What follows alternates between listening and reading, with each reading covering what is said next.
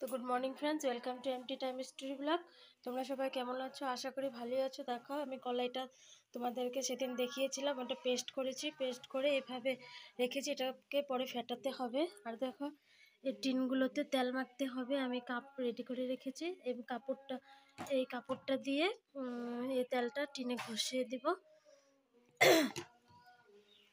এখন বহুত জলদি জলদি কাজ করছি। আর দেখো, এখানে আমার মোটামুটি রান্নাবাড়া হয়ে গিয়েছে, তরকারি হয়ে গিয়েছে, কাঁচকলা ভাজি করেছি। আর এখানে মূলো দিয়ে ডাল করব। মূলো সিদ্ধ হয়ে গিয়েছে, ডাল করব, তারপরে ছেলেকে স্কুলের জন্য ব্রেড অমলেট করে দেব। তো ফ্রেন্ডস দেখো, আজকের বড়িগুলো এখানে আছে, আর এখানে আছে, আর এখানে এক টোপলা কালকের এগুলো।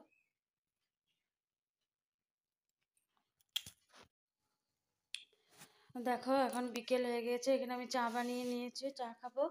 এখানে দুধ গরম করে নিয়েছি, এখানে জল গরম। জল এখন এটাতে গরম করছি, কারণ অনেকটা জল এঁটে যায়, ফ্লাক্সও ঢোকাতে হয়, গরম করে রাখি। আর ছেলের জন্য এখানে বানিয়ে রেখেছি। ছেলে গিয়েছিল ক্রিকেট কোচিং থেকে এখন আসলো। তো চাটা খেয়ে নেই, তারপরে আবার আসবো।